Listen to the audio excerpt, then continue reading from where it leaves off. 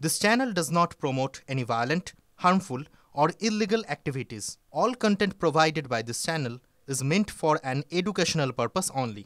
আজকের এখনো পর্যন্ত বড় খবর যারা এই মুহূর্তে টিভি9 বাংলার পর্দায় চোখ রেখেছেন, এবার অনলাইনেও পাওয়া যাচ্ছে এনুমারেশন ফর্ম।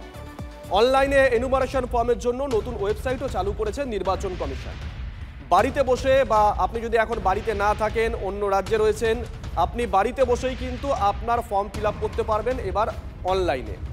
দেখুন, মঙ্গলবার থেকে রাজ্য জুড়ে এসআইআর চালু হয়েছে। বিএলওরা বাড়ি যাচ্ছেন। অনেকের মনে প্রশ্ন ছিল, আমি তো বাড়িতে থাকি না বা আমি তো এখন রাজ্যে নেই, অন্য রাজ্যে রয়েছি কর্মসূত্রে, তাহলে আমি কি করব?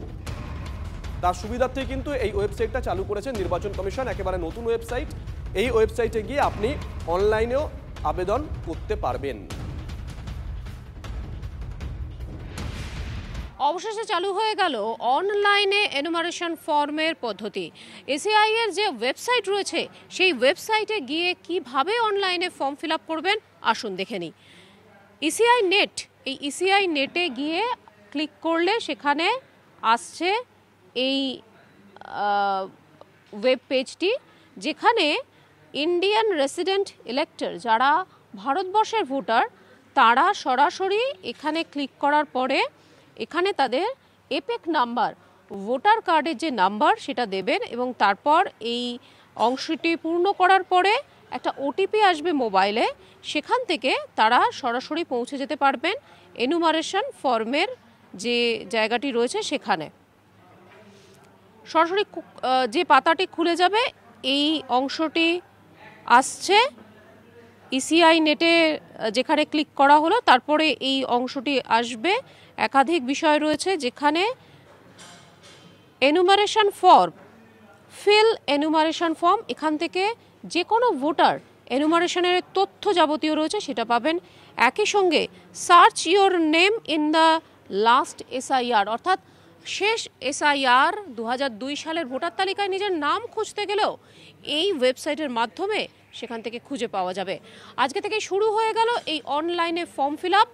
যে কোনো ভোটার যে কোনো প্রান্তে বসে এই সুবিধা পেয়ে যাবেন। ক্যামেরায় সুমিত দাসের সঙ্গে শ্রাবন্তী সাহা, টিভি9 বাংলা, কলকাতা। দেখুন, আজ থেকেই অনলাইনে এনুমারেশন ফর্ম ফিল আপের ব্যবস্থা করেছে নির্বাচন কমিশন, কিন্তু এখানেও একটা ওই যদি কিন্তু রয়ে গেছে। এপিক কার্ডে মোবাইল নম্বর লিঙ্ক না থাকলে অনলাইনে আবেদন করা যাবে না এনুমারেশন ফর্ম। পরিষেবা শুরু হতেই জানিয়েছে নির্বাচন কমিশন, ভালো করে শুনবেন। যদিও এপিক কার্ডে মোবাইল নম্বর লিঙ্ক না থাকলে অনলাইনে পূরণ করা যাবে না এনুমারেশন ফর্ম, পরিষেবা শুরু হতেই জানিয়ে দিয়েছে নির্বাচন কমিশন।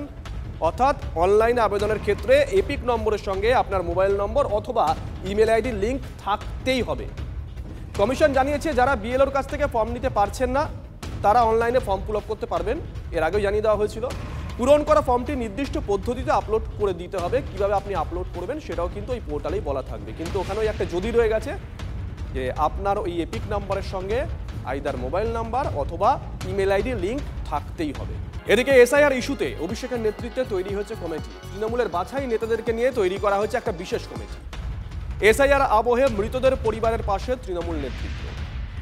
অভিষেকের নির্দেশে মৃতদের পরিবারে যাচ্ছেন টিএমসি নেতারা। আজ থেকেই মৃতদের পরিবারের কাছে যাবেন তৃণমূল নেতৃত্ব। এসআইআর ইস্যুতে অভিষেকের নেতৃত্বে তৈরি হয়েছে কমিটি। তৃণমূলের বাছাই নেতাদেরকে নিয়ে তৈরি করা হয়েছে একটি বিশেষ কমিটি।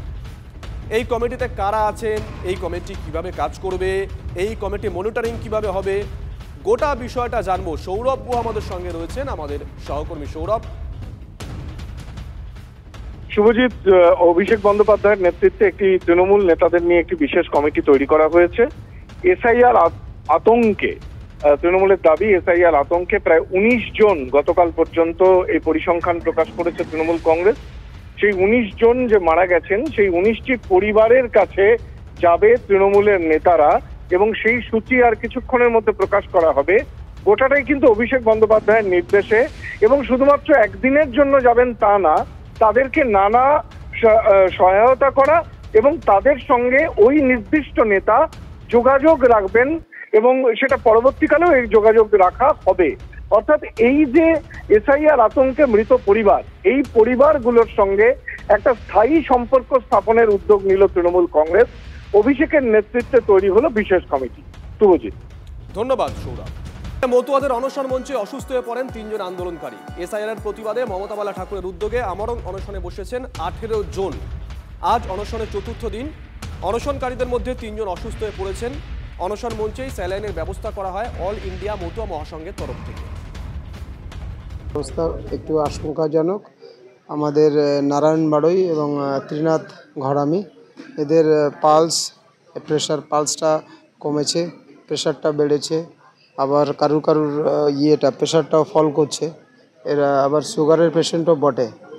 আর একজনের শ্বাসকষ্ট হচ্ছে, হরিবরদার শ্বাসকষ্ট হচ্ছে, যে কারণে আমরা চাঁদপাড়া রুরাল হসপিটালে ফোন করেছিলাম, বিএমএসের সঙ্গে কথা বললাম, তিনি ওখান থেকে ডক্টর পাঠিয়েছেন, এদেরকে স্যালাইন দেওয়া হয়েছে।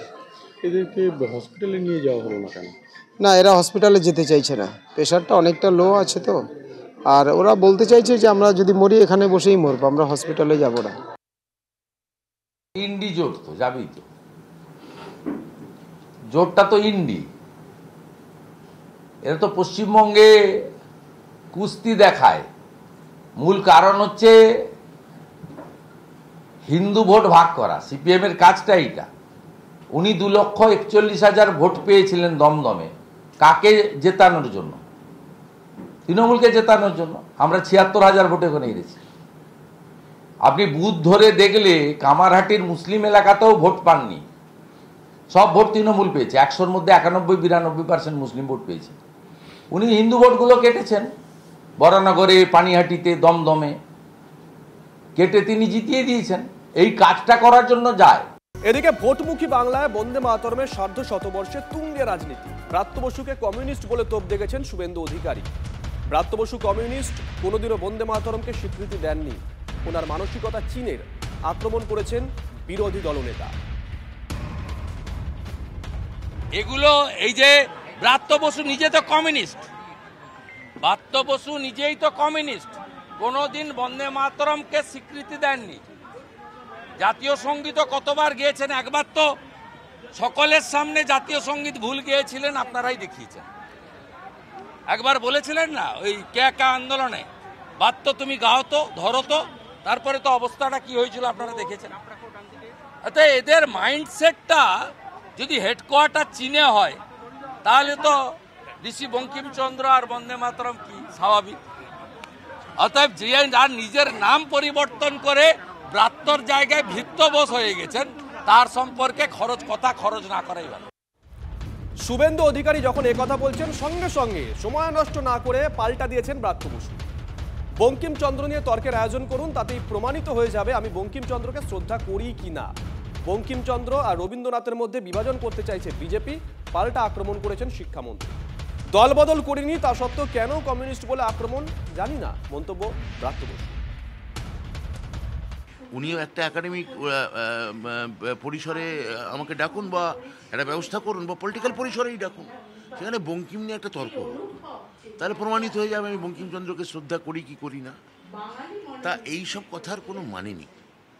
বিজেপি বঙ্কিমচন্দ্র এবং রবীন্দ্রনাথের মধ্যে বাঁধিয়ে দিতে চাইছে, এইটা হচ্ছে মুদ্রা কথা, জেনে রাখবেন। দুটো বাঙালির মধ্যে বিভাজন করতে চাইছে। আমি জানি না, মানে আমাকে কেন এইভাবে দাগিয়ে দেওয়া হয়। আমি তো চিরকাল তৃণমূল সংসদীয় পরিসরে আমি তৃণমূল কংগ্রেসই করেছি প্রথম থেকে, এখন অবধি তো দলবদল করিনি। তাহলে আমাকে নকশাল বা কমিউনিস্ট বললে ওনার কী সুবিধা হয়, সেটা ওনাকেই জিজ্ঞেস করুন।